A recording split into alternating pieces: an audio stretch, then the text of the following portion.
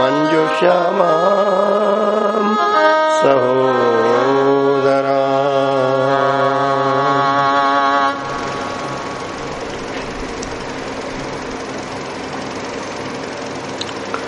भक्ति भक्त भगवंत गुरु चतुर नाम बपुएख, इनके पद वंदन किए नासत विघ्न अनेक।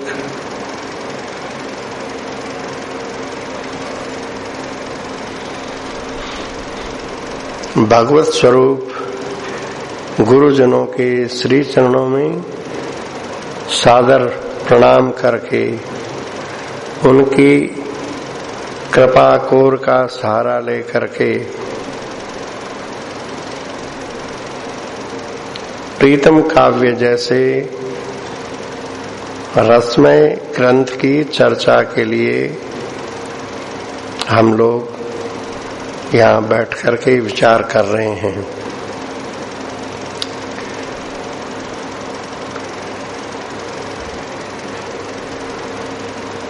आज तक जितने भी सद्ग्रंथ प्रकट हुए हैं, इन सद्ग्रंथों को प्रकट करने वाले ऋषि महर्षि भगवत प्राप्त संत महापुरुषी रहे हैं।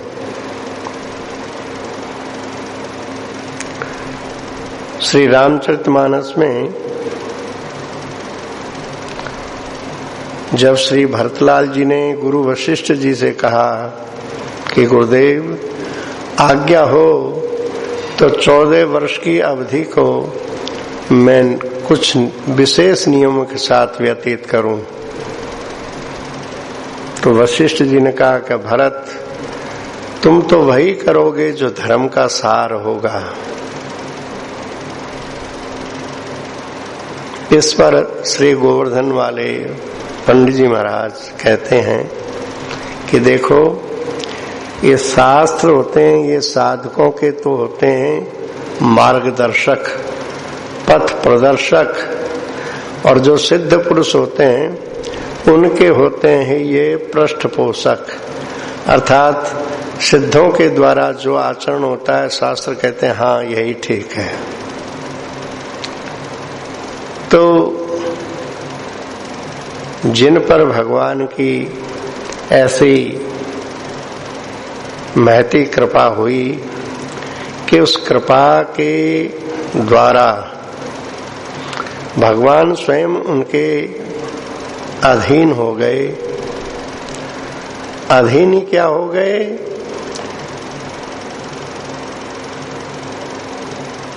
अपना स्वरूप ही बना लिया। गीता जी में एक श्लोक है 14वें अध्याय में, इदम ज्ञानमुपाश्रित्य मम साधर्म्यमागताः।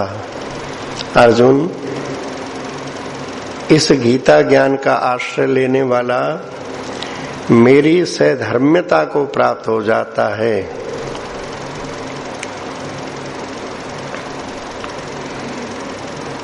भगवान के जैसा हो जाता है।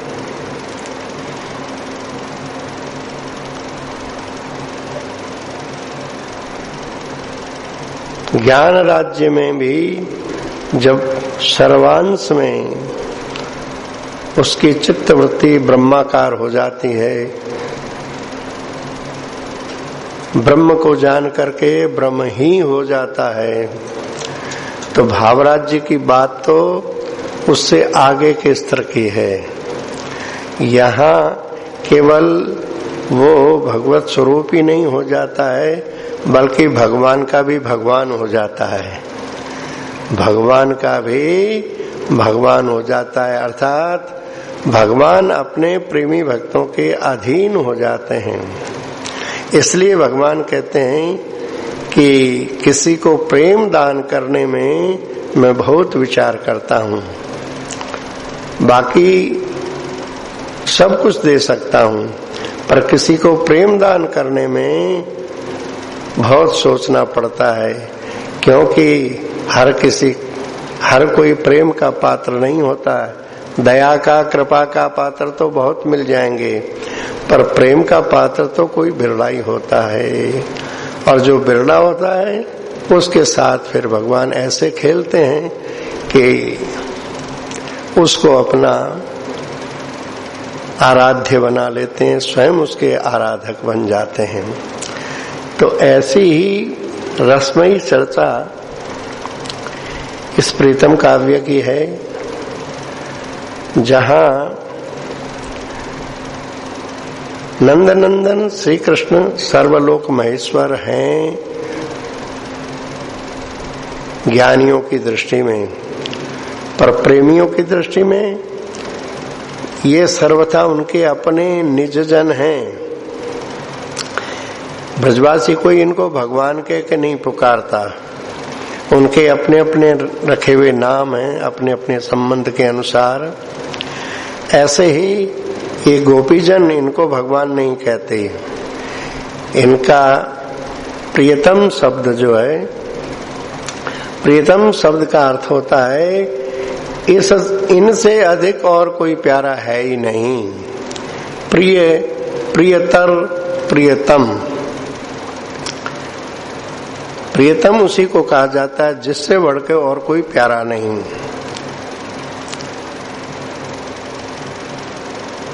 बाबा ने अपने श्रीमुख से कहा कि ये जो प्रीतम भाव की सिद्धि है, ये मृत्युलोक में प्राणियों में दुर्लभ है। नियम हो तो गुण देह में महाभाव नहीं होन, मेरे हित प्रिय सांवरे सोई कीनो गौन। हम सभी जानते हैं हाई वोल्टेज जिन तारों में से गुजारा जाता है वे विशेष तार होते हैं। सामान्य तारों में वो वोल्टेज दिया जाए तो तार तुरंत जल जाएगा, झेल नहीं पाएगा उस पावर को। ऐसे ही महाभावमयी स्थिति ये प्राकृत गुण धर्म वाला शरीर झेल नहीं पाएगा, हृदय फट जाएगा, उसको नहीं झेल पाएगा। पर भगवान यदि स्वयं चालें तो प्राकृत धरातल को अप्राकृत बनाते क्या देर लगे उनको। जब अर्जुन ने पूछा कि प्रभु अभी अभी आपने जो विभूति योग का वर्णन किया, क्या मैं इसे देख सकता हूं? इस रूप को देखने की मेरी इच्छा है।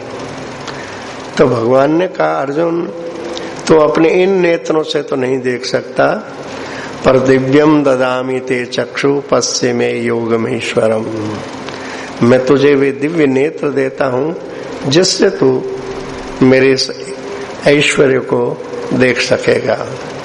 दिव्य नेत्र देने के बाद में भी जब भगवान ने अपना ऐश्वर्यमय स्वरूप दिखाया तो अर्जुन घबरा गए, कांपने लगे, प्रार्थना करने लगे, नहीं नहीं नहीं, आप वो फिर से सौम्य रूप में ही दर्शन दीजिए। दिव्य नेत्र प्राप्त करके भी अर्जुन उस तेज को सहने में अपने को असमर्थ अनुभव कर रहे हैं। अब आप सोचिए कि जब भगवान के ईश्वरमय स्वरूप भी सहन नहीं हो रहा है तो माधुर्य तो बहुत ही विलक्षण होता है। माधुर्य को हृदयंगम करना, ये तो बस यही कहो कि कृपा साध्य ही है, इसके लिए कोई साधन नहीं कहा जा सकता। उस माधुर्य भाव में पूर्णतया नक्शिख पर निश्चित पूज्य बाबूजी ये कैसे महापुरुष थे। आज इन्हीं की अनुभूतियां और लेखनी के द्वारा रचित पदावली, गद्यात्मक या काव्यात्मक जो कुछ है वो आने वाली पीढ़ियों को सदा मार्गदर्शन करती रहेगी।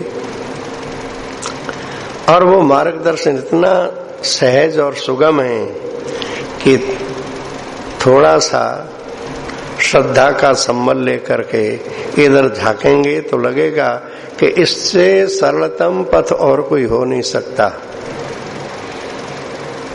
जे श्रद्धा संबल रहित नहीं संतन कर साथ, तिन कहे मानस अगम अति जिन्हीं ने प्रिय रघुनाथ। श्रद्धा की आवश्यकता तो इस पथ में परम आवश्यक है। परंतु अब देखिए यहाँ पर एक नई बात बाबा कहते हैं। भैया फोन से बाहर बात कर लो। ये चर्चा कुछ ऐसी है कि ये दूसरा शब्द आते ही हमारी कथा बंद हो जाती है। बहुत एकाग्र चित्त से आप सुनेंगे। ये प्राणों का सौदा है, कथा नहीं है, ये प्राणों का सौदा है। जो आगे बातें कहने जा रहे हैं ये बिल्कुल प्राणों का सौदा है। बातन प्रीतन होई सकीरी, ये अपने जी सोच विचारो। सूर श्याम ये प्रीति कठिन है, शीस दिए बिना होई न गुजारो। इसलिए कहते हैं कथा के समय में थोड़ी देर के लिए सबको भूल जाइए, और न भूल सकते हो तो फिर कथा में मत बैठिए। आपसे महत अपराध बन सकता है जो आपके लिए अच्छा नहीं है। यहाँ श्रद्धा की बात कही गई ना, श्रद्धा की परम आवश्यकता है। पर एक बात बाबा इतनी विलक्षण कह रहे हैं कि शायद हम जैसों के लिए वही संबल हो सकता है। वे कहते हैं आप में श्रद्धा बिल्कुल न हो, पर आपका किसी महत्व वस्तु से संपर्क हो जाए, बस वो संपर्क काम कर जाएगा। श्रद्धा की आवश्यकता तो वहां होती है जैसे हम ही पूजा में बैठे, अभी हमें गणेश जी की पूजा करनी है तो पंडित जी लोग कहते हैं कि भाई अच्छा एक गुड़ की डली पर कलाया लपेट करके रख दो, हम गणेश जी का आह्वान करते हैं और फिर यहाँ पूजा करवा देते हैं। गणेश जी की पूजा हो जाती है। गणेश जी का आह्वान किया, पूजा हो गई। अब वह प्रत्यक्ष रूप से गणेश जी नहीं है, मंत्रों के द्वारा आह्वाहित किया और पूजन कर लिया। पर एक जगह ऐसी होती है कि जहाँ हमारी श्रद्धा बिल्कुल नहीं है पर वस्तु व्यक्त है। जैसे तार में करंट प्रवाहित हो रहा है, अब आप श्रद्धा करो या न करो, छू के देख लो, करंट लगेगा। ऐसे ही संतों की कुछ ऐसी चीजें हैं कि उससे थोड़ा जुड़ के देख लो, फिर आपकी श्रद्धा की अपेक्षा नहीं है, वो काम कर जाएगी। इसलिए कहते हैं नशा वो जो सिर चढ़ के बोले। हम आप सभी से बहुत विनम्र अनुरोध पूर्वक कहते हैं कि इस कथा को आप कानों में पढ़ने दीजिए और थोड़ी देर के लिए एकाग्रता से आप सुनिए। आपको लगेगा कि जिसकी ये कथा कही जा रही है, इस दशा की कल्पना भी हमारे लिए मुश्किल है। परंतु कथा यदि ध्यान दे के सुनते सुनते चिंतन होने लग जाएगा, कैसे हुआ, क्या हुआ। और जहां चिंतन होने लगा वहां मनन शुरू हो जाएगा, और मनन शुरू हुआ तो मनन ही निधिध्यासन बन जाएगा, निधिध्यासन ही ध्यान बन जाएगा, ध्यान ही धारणा बन जाएगी, धारणा ही समाधि बन जाएगी। और जहां समाधि की स्थिति आई फिर दिखने लगेगा। ये क्रम है। तो यदि हम आदरपूर्वक सुनेंगे ही नहीं तब तो हमने अपनी ओर उस वस्तु को आने के लिए स्वयं ने पर्दा डाल लिया। कोई शीत पड़ता हो, सूर्यनारायण की धूप बाहर छिटकी हो, पर हम कमरे से बाहर ही नहीं आवे तो सूर्यनारायण क्या करें। यद्यपि बाहर धूप आने पर उसकी धूप की उपस्थिति का, सूर्य की उपस्थिति का धीरे धीरे कमरे के भीतर भी असर होता है। रात जैसी ठंड नहीं रहती दिन में, पर प्रकाश और शीत निवारण तो सूर्य की सन्निधि में आने पर ही होता है। ये बातें कुछ भूमिका के रूप में इसलिए कह रहा हूं। प्रीतम काव्य की कथा बहुत ही आदरपूर्वक और एकाग्रचित से सुनने की है, क्योंकि प्रसंग ही ऐसा है। कल जो प्रसंग नवम शतक में, उसका स्मरण करो, क्या प्रसंग था। सांवर मथुरा चले गए। श्री राधा का, ब्रजवासियों का, गोपीजनों का, नंद बाबा का, यशोदा मैया का, पूरा ब्रजमंडल का प्राण तो सांवर में ही बसते हैं ना। और इनमें भी यदि सर्वाधिक किसी पर कोई असर है तो श्री राधा किशोरी पर। श्री राधा किशोरी की जो भाव दशा श्याम सुंदर के मथुरा जाने के बाद होती है, उसी का स्मरण किया जा रहा है इस प्रीतम काव्य में। ये श्री राधा का ही आत्मचरित्र है।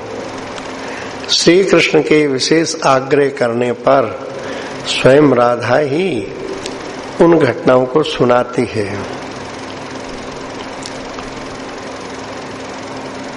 घटनाएं सुनाई जा रही है संयोग काल में, वियोग में नहीं सुनाई जा रही है। वियोग काल बीत गया, संयोग काल आने पर श्री कृष्ण ने आग्रह किया, कुछ सुनाओ। तो कहा, अब तक भक्त कवियों ने बहुत कुछ हम लोगों की बातें सुना चुके हैं, लिख चुके हैं, वही फिर से सुनना चाहते हैं क्या? कुछ नया, कुछ नई स्फूर्णा करो, कोई नई लीला रचो। बोले ठीक, तुम्हारे द्वारा कुछ ऐसा ही वर्णन होगा जिसका आज तक किसी ने वर्णन किया ही नहीं। प्रत्येक भक्त के लिए भगवान का स्वतंत्र अवतार होता है। जैसे ये श्री विग्रह होते हैं ना घरों में, अपने अपने ठाकुर जी, ये अपने अपने ठाकुर जी, ये भगवान का स्वतंत्र अर्चावतार है। अपने घर के ठाकुर जी को भक्त जब उठाएगा तब उठेंगे, जब नहाएगा तब नहाएंगे, जब खिलाएगा तब खाएंगे, अपने से कुछ नहीं करेंगे, भक्ताधीन है बिल्कुल सर्वथा। ऐसे ही प्रेममयी भगवान ऐसी लीलाएं करते हैं भक्तों के लिए।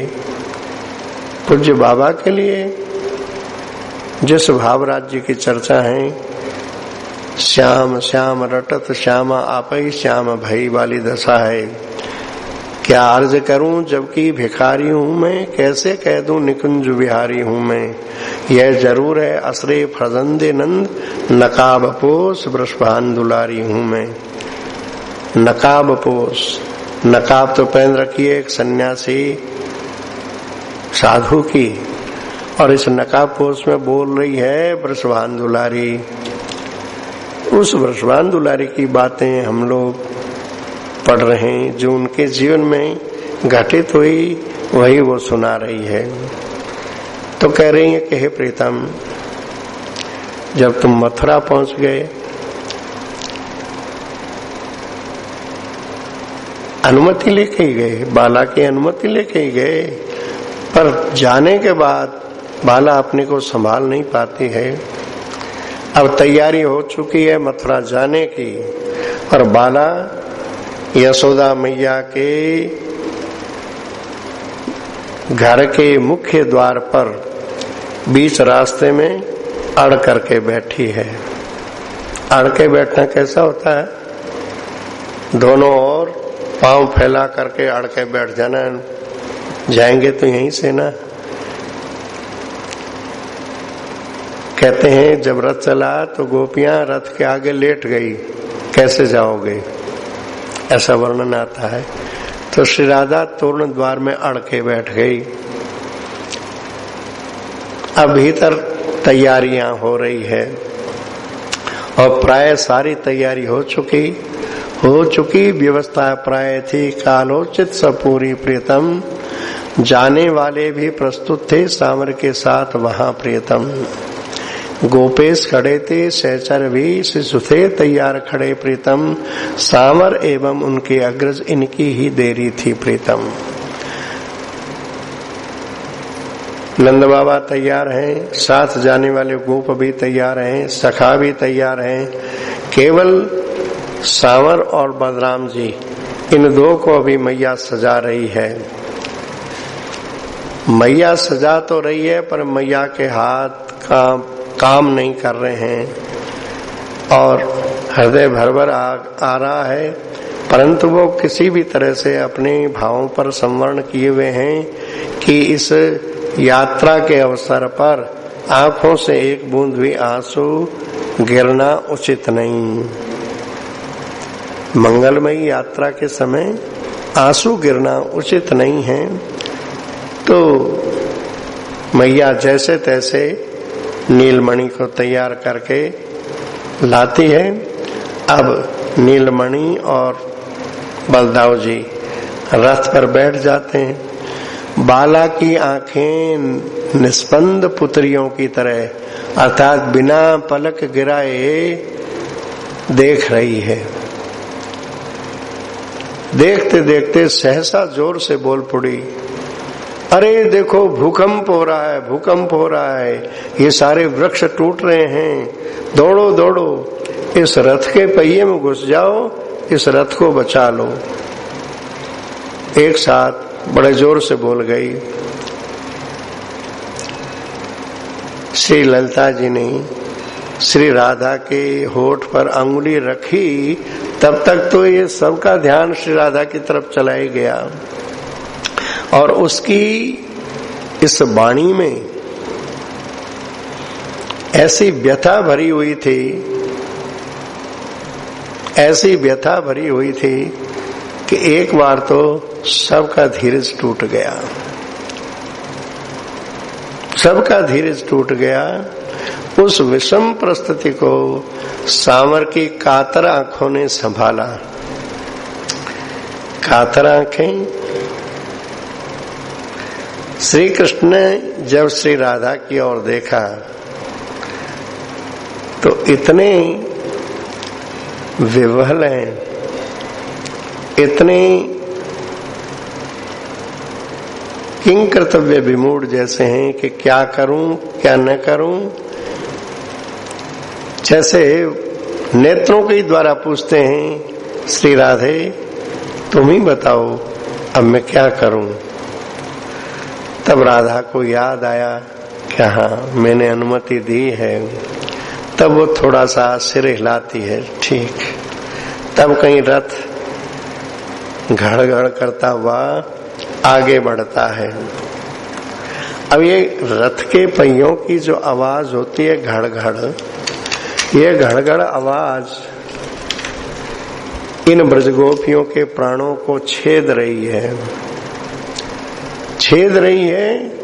और उस आवाज से जैसे कोई केले का वन हो, केले का वन हो, केले के जो पेड़ होते हैं ये कोई बहुत मजबूत पेड़ तो होते नहीं, इनमें यदि हाथी घुस जाए तो हाथी के शरीर के टक्कर लग करके ये सब गिर पड़े। और हाथी का स्वभाव ही होता है कि वो किसी ऐसे बगीचे में जाता है तो खाता भी है और नष्ट भी करता है। आज ये क्रूर काल, ये क्रूर समय रूपी हाथी आज इन सब का कोई दुर्भाग्य रूपी हाथी, क्रूर काल रूपी हाथी इस गोपीजन रूपी कदली वन में घुस गया और इनको सबको समूल उत्पातित कर रहा है। ये सब कदली वृक्षों की तरह उस घड़घड़ शब्द को सुन के गिर रही हैं। जो थोड़ी बहुत अपने को संभाल पाई उनको तो जड़ सहित ही उखाड़ के लिए जा रहा है जैसे, अर्थात वे रथ के पीछे पीछे भागने लगी। जो थोड़ा बहुत होश संभाल पाई वे रथ के पीछे पीछे भागने लगी, और चुपचाप नहीं भाग रही है, हा हा हा हा क्रंदन करती हुई भाग रही है। उसमें बाला भी है। ये झंझा प्रकोप बाला के माथे में भी घूम रहा है। वो भी इसी प्रकार हा करती हुई रथ के पीछे भाग रही है। ब्रज की सीमा जहां आई, ब्रज की सीमा, वृंदावन की सीमा, अब मथुरा की सीमा लगने वाली है। वहां पर एक उदुम्बर का, उदुम्बर शायद गूलर को कहते होंगे, उदुम्बर का पेड़ आया। वहां आते आते सांवर रथ पर खड़े हो गए। खड़े होकर के बंकिम दृष्टि से श्री राधा की ओर देखा तो राधा क्या देखती है कि वो सांवर की त्रिभंग मूर्ति दो बन गई, दो बन गई। एक तो रथ पर से आई और श्री राधा में प्रवेश कर गई, एक को लेकर रथ चला गया।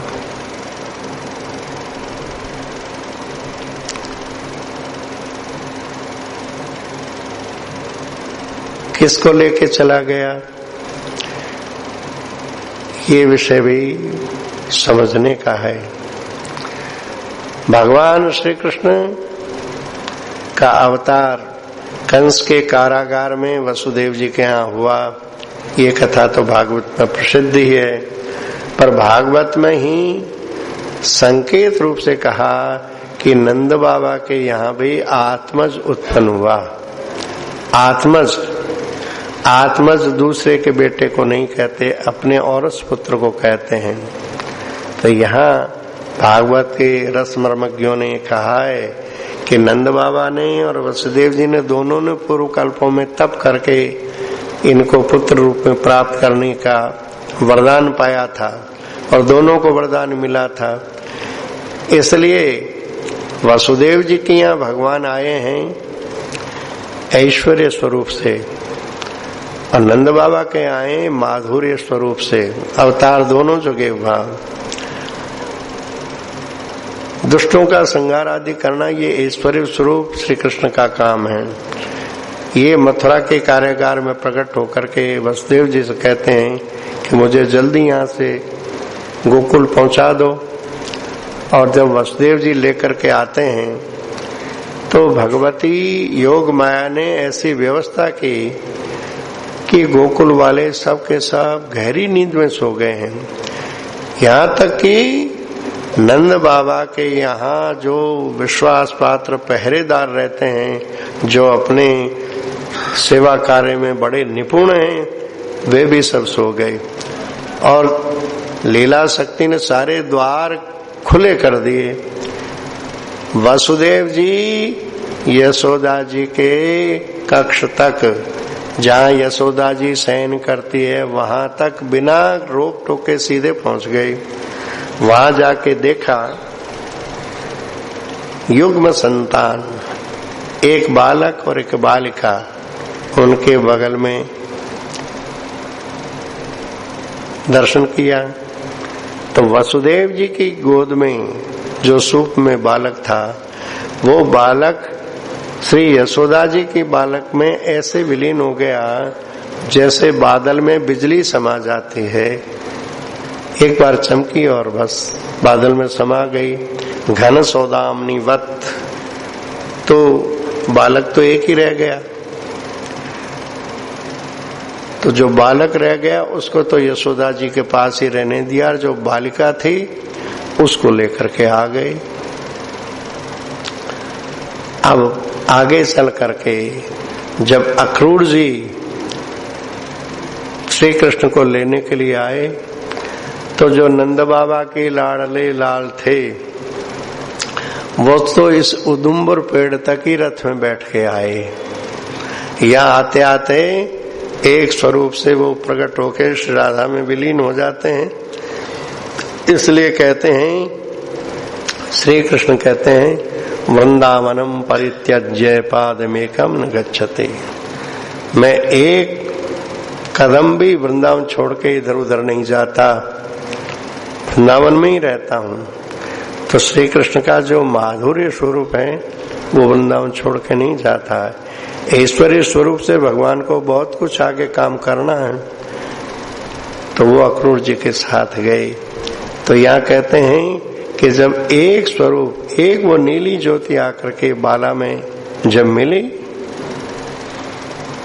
तो बाला के हाथ ऊपर उठ गए और जोर से पुकार उठी, प्रीति की जय हुई है, प्रीति की जय हुई है। बहनों तुम नाचो, देखो मेरी नहीं उनकी जय हुई है, प्रीति की जय हुई है, चलो मैं तुम्हें नाच सिखाते हूँ। ऐसे वो भावाविष्ट हो गई कि मानो सचमुच रास का समय हो गया है, और वो नृत्य करने लगती है। पर देखो कितना ही वो मुख से कहे, पर सामने श्री कृष्ण को जाते भी देखा है, और जरूर स्वरूप आया वो तो विलीन हो गया, वो दिखाई नहीं दे रहा, वो तो मिल गया, जाने वाला दिखाई दिया। अतः ऐसे बोलते हुए भी उसके तन में विरह की ज्वाला इतनी है कि नृत्य करते समय उसके पैरों से कोई पत्थर टकरा जाता है, वो पिघल जाता है। अब जरा सोचिए विरह ताप कैसा होता है।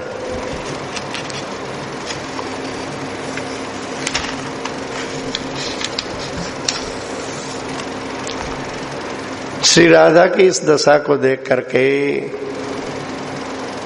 सखियां सोचने लगी, बहनों कोई उपाय करो, नहीं तो इसके प्राण अभी सांवर के सहचर बन जाएंगे, साथ देने वाले जैसे सांवर गए इसके प्राण भी पीछे पीछे चले जाएंगे।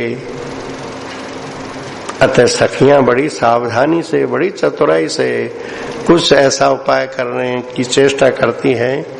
तो एक सखी, छाती तो उसकी फट रही है, पर वो कहती है, श्री राधा का कर कमल पकड़ के बार बार उसको झकझोरती हुई कहती है, हरी बहन वन में पुष्प चयन करने के लिए नहीं चलोगी? देखो आज तो बड़ी देर हो गई है, अभी तक पुष्प चयन ही नहीं हुआ है, सांवर अकेले खड़े खड़े हम लोग को बाट देख रहे होंगे। जैसे प्रतिदिन पुष्प चयन करने जाती हैं, इस तरह का उसको भुलावा देने की चेष्टा कर रही है, बनावटी भुलावा देने की चेष्टा कर रही है। और जब बार बार हाथ को झकझोरा तो उसकी वृत्ति फिरी और सखी को पहचान गई। पहचान तो गई, पर क्या कहती है, ए बहन अभी अभी मैंने एक भयंकर सपना देखा है। अरे सपना सोने पर आता है कि जगते जगते आता है? पर इसके लिए जाकर तो उसको अपन कुछ फर्क ही न रह गया। ऐसी भावमयी पुतली कि वो कह रही अभी अभी मैंने एक भयंकर स्वप्न देखा है। क्या ऐसा ही होने वाला है क्या? तू पहले कोई दुस्वप्नों का परिहार जानती हो तो बताओ, मैं पहले वो उपाय करूंगी फिर वन में चलूंगी। देखो मेरे सांवर सुखी रहें, मेरा जो कुछ होना होगा हो जाएगा। इतना कहते कहते सामने वो रथ के पहियों की लकीर दिख गई। वो देखते ही उसको लगा, अरे मैं तो कुछ और ही समझ रही हूँ, सांवर तो अभी अभी गए हैं। बस ये सखी का जो कृत्रिम भुलावा था वो अब उसको ठग नहीं सका, और उसकी विरागनी फिर से धड़क उठी। पर इस बार विरागनी एक नया ढंग लेकर के उपस्थित हुई। वो क्या ढंग है? बहुत गंभीर होकर के कहती हैं, ये सखी ये सामने कौवा जो बोल रहा है ना, इस कौवे के बोलने से मुझे ऐसा तो पता चल गया है कि सांवर सकुशल वहां पहुंच गए। मथुरा पहुंच गए।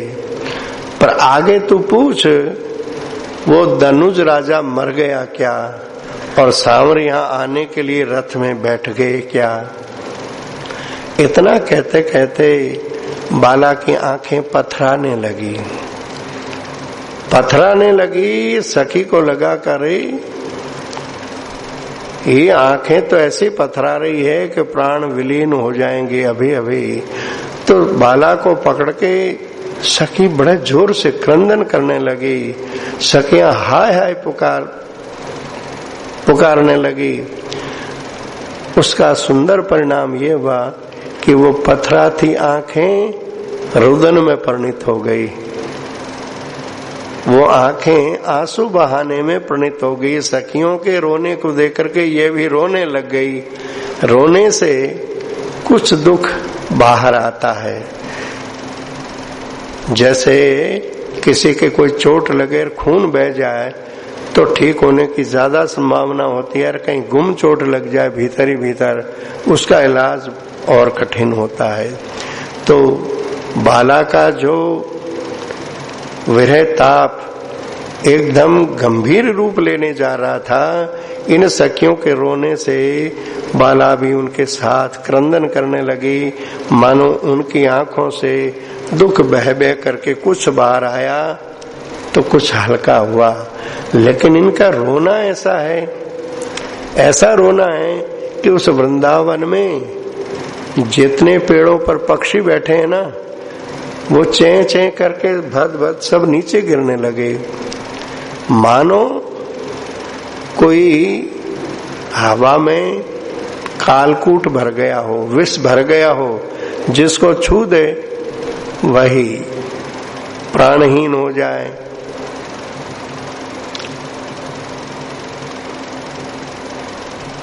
बस चारों ओर इनका ये रुदन ही रुदन छाया हुआ है।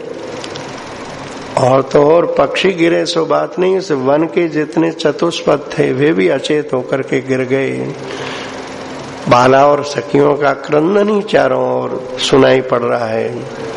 इसी प्रकार बाला रोती कलपती हुई रथ के पहिए की लकीर को पकड़े पकड़े ये यमुना जी की ओर, श्री गिरिराज जी की ओर लौट रही है। सांवर तो उधर चले गए। अब बाला को किसी का आश्रय चाहिए ना, जहां अपने दुख को कह के कुछ हल्की हो सके।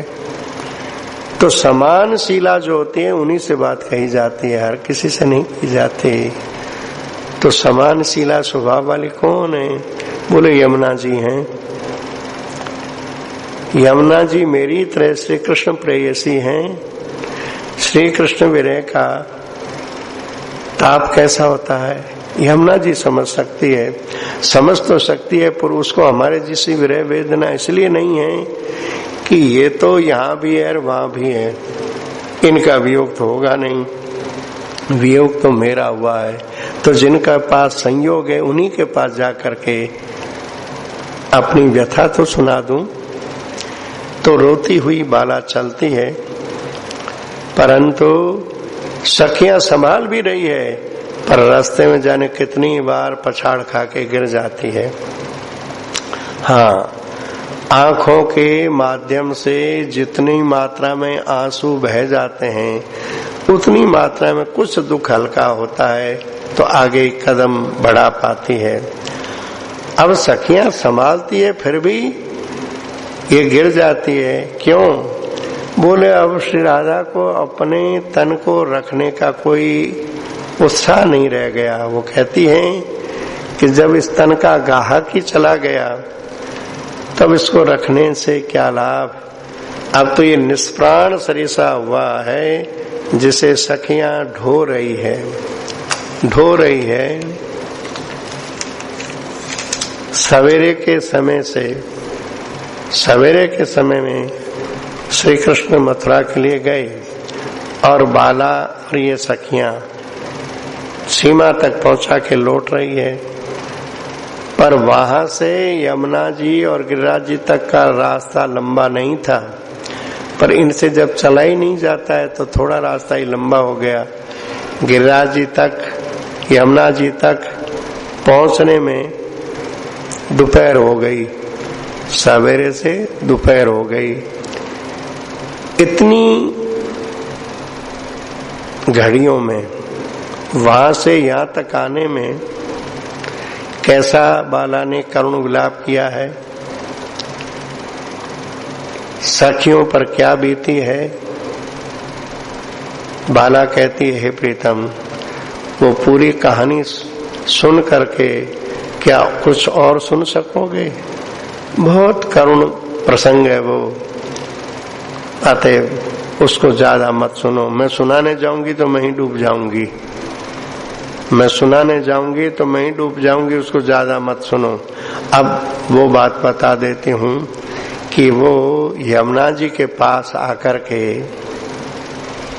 जहाँ यमुना जी श्री गिरिराज जी का चरण धो रही है, वहां आकर के उसने क्या किया। तो कहते हैं कि पूर्व वाहिनी यमुना जी वहां बह रही है, गिरिराज जी के पास पूर्व की ओर, पश्चिम की ओर आके पूर्व की ओर धारा बह रही है, गिरिराज जी की शिला को छूती हुई। वहां गिरिराज जी की शिला के पास आके बाला बैठती है, यमुना जी को प्रणाम करती है और यमुना जल को अंजलि में लेकर के अपने पे छींटती है और फिर यमुना जी से कहती हैं, बहन यमुने, आज मैं तेरे पास कुछ रोने के लिए आई हूं। इन बातों को जरा ध्यान से सुनिए कि विरही श्री राधा है और श्री राधा की इस विरह अवस्था में भी विनम्रता और दैन्य ये ध्यान देने लायक है। यमुना जी से कहती है, बहन यमुने, मैं आज तेरे पास रोने आई हूं, तो अपने हृदय में थोड़ा सा मुझे स्थान देगी, अपनी कुछ शीतलता मुझे प्रदान करेगी। मेरे तन और प्राण जल रहे हैं, थोड़ी सी देर के लिए शीतल हो जाएं। बहन, तेरे से ये प्रार्थना करने का मेरा अधिकार तो नहीं है, पर इस समय मैं निरुपाय हूं, क्योंकि मैंने अनेक बार तेरा अपराध किया है। मैं सावर के साथ जब आती थी ना, तो इतनी इठलाती रहती थी कि तुझे प्रणाम भी नहीं करती, सीधी चरण से तेरे को ठुकराती हुई प्रवेश कर जाती थी, क्योंकि उस समय मैं सांवर के उस नीले नीले मुख को देखती रहती थी, इसलिए तेरी नीलिमा मुझे प्रिय नहीं लगती थी। सांवर के उस नीले वपु से जो सौरभ झड़ता रहता था, उसी का मैं ग्रहण करती रहती थी, और उस नीले तरु पर जो समुदित फल था ना, उसका मैं आस्वादन लेती रहती थी। यानी श्री कृष्ण का अधरामृत मुझे प्राप्त था, तो बहन मुझे तेरे जल की रुचि नहीं होती थी।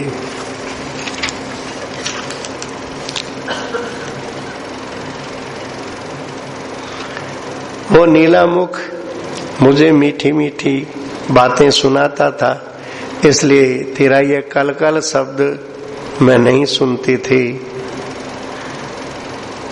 वो नीले नीले करकमल मेरे चरणों की सेवा करते थे, इसलिए नीले नीले करकमल चरणों की सेवा करते थे, और वो नीली नीली अलकावली मेरा श्रम हरती थी।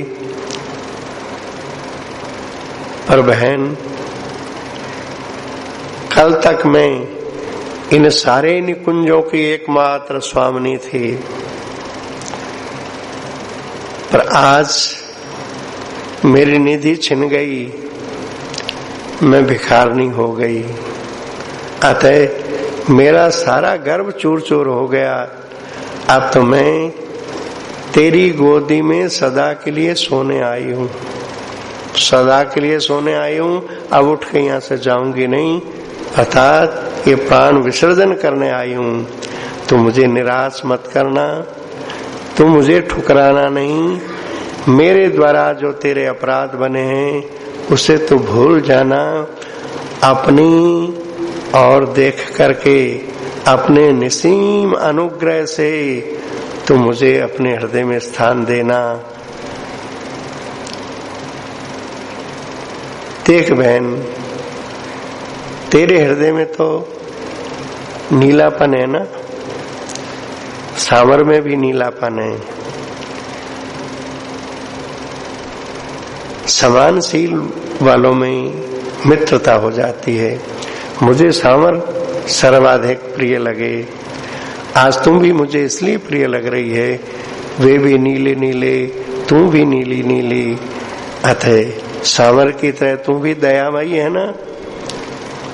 आज मैं कुछ अपनी अनिवार्य सेवाएं तुम्हें बताने आई हूं, जो मैं प्रतिदिन सांवर की किया करते थे, अब वो वहां चले गए हैं। तो ठीक है बहन, तू तो वहां पर भी है ना, तो मेरी इन सेवाओं का उत्तरदायित्व अब तू निभा देना। कौन कौन सी सेवा बता रही है, ध्यान दीजिए, कौन कौन सी सेवा बता रही है। प्रेमियों की क्या सेवा है, वाह।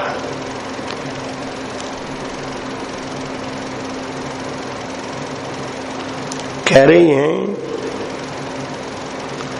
जो नित्य उनको प्राप्त था उसी की बात कर रही है कि जैसे कभी प्राप्त नहीं था। मैं उनके पदरज से कभी अपने को भूषित नहीं कर सकी, मैं उनकी पदरज से अपने को कभी भूषित नहीं कर सकी। अब मेरी इस अभिलाषा को तू पूरी कर देना। और जो तेरे पास आवे ना, तब अपनी तरंगों से उनके चरण प्रक्षालित करके मेरी इस अभिलाषा को तू पूरी कर देना। अब ये कोई अधूरी बात थी क्या, रोज ही प्राप्त था, पर प्रेमियों को ऐसा ही अनुभव होता है कि मैं किंचित भी उनको सुख नहीं दे सकी। मिले ही रहत मानो कबहू मिले ना, ये प्रेम की पीर विलक्षण है। बहन यमुने, कुछ गुप्त कारणों से मैं उनको वह सुख नहीं दे सकी। कौन सा? पूरी उमंग से कभी उनको हृदय से नहीं लगा सकी। प्रतिदिन ही मिलना होता था, पर कभी ये अनुभव नहीं हुआ। कहते हैं पूरी उमंग से कभी मैं उनको हृदय से नहीं लगा सकी। अतः मेरे प्राणों में प्राण मिला करके जब तेरे पास स्नान करने आवे ना, तो तुम्हें मेरी इस अभिलाषा को पूर्ण कर देना।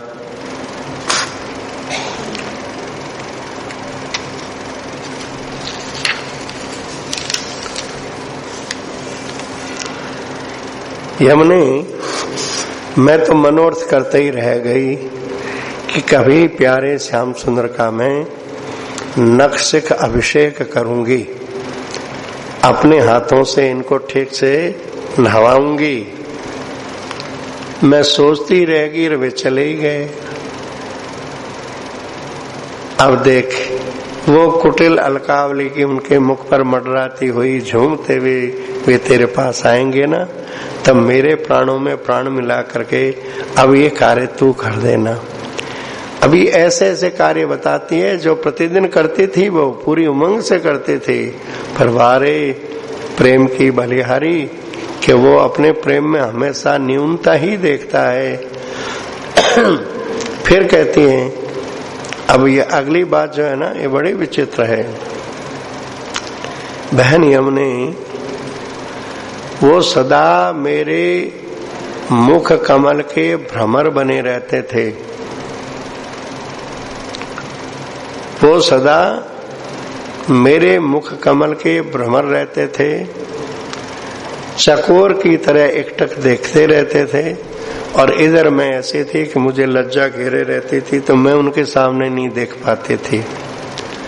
वो तो एकटक मेरे को देख रहे हैं, पर मुझे अतिशय लज्जा का बोध होता है, इसलिए मैं निगाह अपनी उनसे मिला नहीं पाती थी, उनका मनोरथ पूरा नहीं कर पाई कि हमने मेरी इस सेवा को मेरे प्राणों में प्राण मिला करके तुम पूरी कर देना।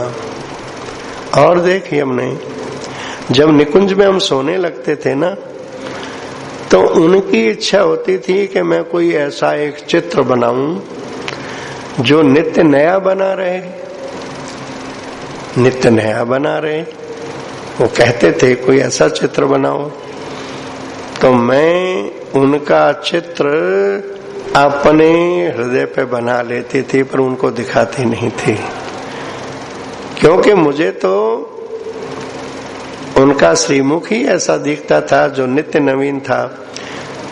बना तो लेती थी पर उनको नहीं दिखा देती। कैसे दिखाऊं? मैं नारी स्वभाव जनित संकोच वश उनको वो चित्र नहीं दिखा पाते थे। तो बहन, अब मेरी इस सेवा को, मेरे हृदय पर जो चित्र लिखा है ना, मैं तो तेरे में मिली रहूंगी, तू दिखा देना।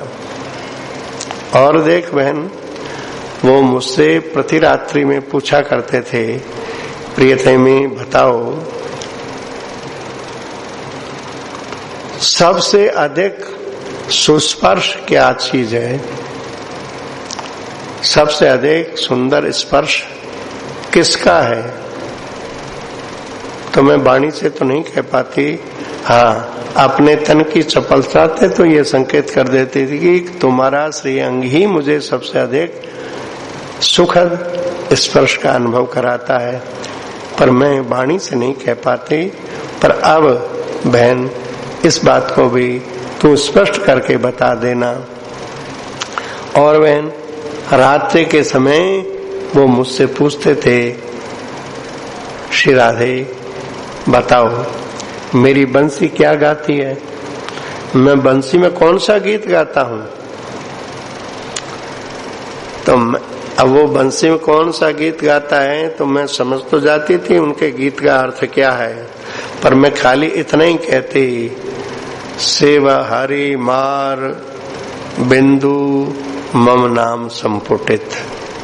अब वो जब पहली सी पूछते हैं तो मैं पहली सी सुना देती, अर्थ खोल के नहीं बताती, पर ये हमने अब तू इसका रहस्य बतला देना। इन शब्दों का अर्थ होता है क्लीं राधायै नमः शिव हरि मार बिंदु। बोले इससे ये अर्थ कैसे निकला? तो कहते हैं ये कूट वचन है ना। शिव का अर्थ होता है कल्याण, भगवान शिव कल्याण है ना, कल्याण स्वरूप है, कल्याण स्वरूप। तो शिव का कै ले लो, हरि, हरि मने पालने वाली शक्ति, भरण पोषण वाली शक्ति, विश्व का लालन पालन करने वाली शक्ति। तो हरि का लय ले लो, लालन पालन वाली शक्ति, शिव का कै, हरि का लय, और मार मन होता कामदेव, कामदेव को इकार कहते हैं, इसका ई ले लो। और बिंदु जो अनुस्वार के रूप में लगता है, अक्षर के ऊपर बिंदु,